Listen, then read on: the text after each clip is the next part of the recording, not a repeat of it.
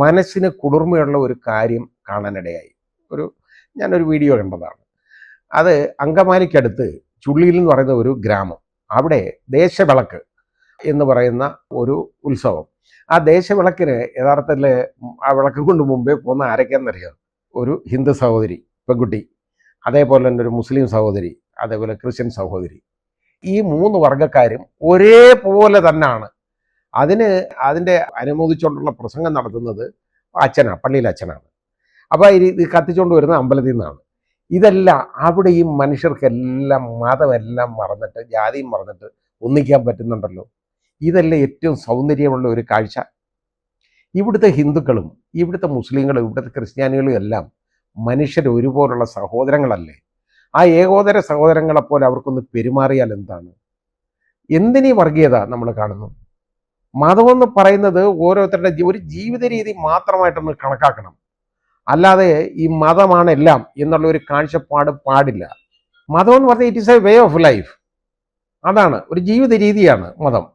അതൊരു സംസ്കാരം മാത്രമാണ്. അതിനപ്പുറത്തോട്ട് മതമില്ലെങ്കിൽ നമ്മൾ മരിച്ചു പോകും എന്നുള്ള ഒരു കാഴ്ചപ്പാട് പാടില്ല. പിന്നെ ആരുടെയും മതം മറ്റൊരു മതത്തിനെ കഴിയും വലുതോ ചെറുതോ അല്ല, അത് കണക്കാക്കണം.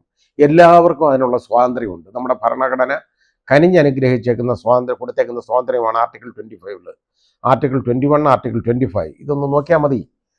നമുക്ക് ജീവിക്കാനുള്ള അവകാശം പോലെ തന്നെ ഏത് മതത്തിൽ വിശ്വസിക്കാനും അതിനെ കൊണ്ടു നടക്കാനും അത് പ്രചരിപ്പിക്കാനുള്ള അവകാശമുണ്ട്. അപ്പോൾ ആ അവകാശം ഭരണഘടന കൊടുത്തേക്കുന്ന മൗലിക അവകാശമാണ്. അതെല്ലാവർക്കും ഉള്ളപ്പോൾ എൻ്റെ മതം നിൻ്റെ മതത്തെക്കാൾ വലുതാണ്, അല്ലെങ്കിൽ എൻ്റെത് അതിനേക്കാൾ ചെറുതാണെന്നുള്ളൊരു കാഴ്ചപ്പാട് വേണ്ട. അവനവന് ഇഷ്ടമുള്ള രീതിയിൽ വിശ്വസിച്ചോട്ടെ. പക്ഷേ മനുഷ്യരെല്ലാം ഒന്നാണെന്നുള്ള ആ ഒരു ബന്ധമുണ്ടല്ലോ. മതമേതായാലും മനുഷ്യൻ നന്നായാൽ മതി എന്നുള്ള ആ പ്രഖ്യാപനം, അതല്ലേ നമുക്ക് വേണ്ടത്.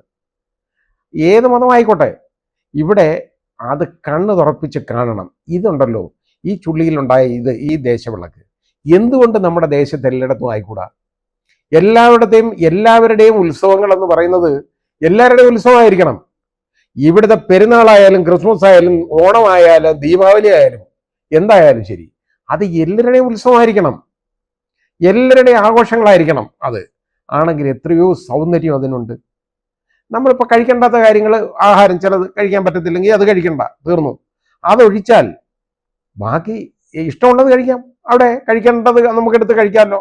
ഒരു ഹോട്ടലിൽ പോയി നോൺ വെജും വെജും ഉണ്ട്, ഒരു പ്യുവർ വെജിറ്റേറിയനാണ് എന്നുണ്ടെങ്കിൽ അദ്ദേഹത്തിന് ആ വെജിറ്റേറിയൻ മാത്രം കഴിച്ചാൽ മതിയല്ലോ എന്ന് പറയുന്നത് പോലെ ഇത് ഏത് ചടങ്ങുകൾക്കും നമുക്ക് പോയി പാർട്ടിസിപ്പേറ്റ് ചെയ്തുകൂടെ? ആ ഇഷ്ടമുള്ള ഭക്ഷണം മാത്രം കഴിക്കുക. ഭക്ഷണം കഴിക്കണമെന്ന് നിർബന്ധമില്ല, ഉണ്ടെങ്കിൽ അത്രയും നല്ലത്. എല്ലാവരും ഒന്നിച്ചിരുന്ന് കഴിക്കുക. അതേപോലെ ഈ ആഘോഷങ്ങളൊക്കെ ഒന്നിച്ചിതുപോലെ ആഘോഷിക്കുക. ഇവിടെ പർദ്ദയിട്ട ഒരു മുസ്ലിം സ്ത്രീയും അതുപോലെ തന്നെ ചട്ടയും മുണ്ടും ധരിച്ച ഒരു ക്രിസ്ത്യൻ സഹോദരിയും അതുപോലെ തന്നെ ഒരു ഹിന്ദു സഹോദരി ഇങ്ങനെ കണ്ടു ഒന്നിച്ച്. അത് ധാരാളം ആളുകളുണ്ട് അതിനകത്ത്, എല്ലാ മതത്തിലും പെട്ടവര്. അവർ തലേ തുണിയൊക്കെ ഇട്ടിട്ടുണ്ട്. പക്ഷേ ഇത് മുസ്ലിം സ്ത്രീകൾ ആ രീതിയിൽ അവർ വന്നിട്ടുണ്ട്, പർദ്ദ ധരിച്ചിട്ടുണ്ട്. അതിനെന്താ കുഴപ്പം? അത് എല്ലാവരും ഒന്നാണ് എന്നൊരു സന്ദേശം കൊടുക്കുന്നതാണ്. അത് വലിയ സന്ദേശമാണ് ഇത് കൊടുക്കുന്നത്. അങ്ങനെ ഈ ചുള്ളിയിലെ ജനങ്ങളുടെ, ആ ഗ്രാമവാസികളുടെ വിവരം, അവർക്കുള്ള ആ നല്ല വിവരമുണ്ടല്ലോ, ആ ബോധം എല്ലാവർക്കും ഉണ്ടാകട്ടെ എന്ന് ഞാൻ ആഗ്രഹിക്കുകയാണ്. അതിനു വേണ്ടിയാണ് നാം പരിശ്രമിക്കേണ്ടത്.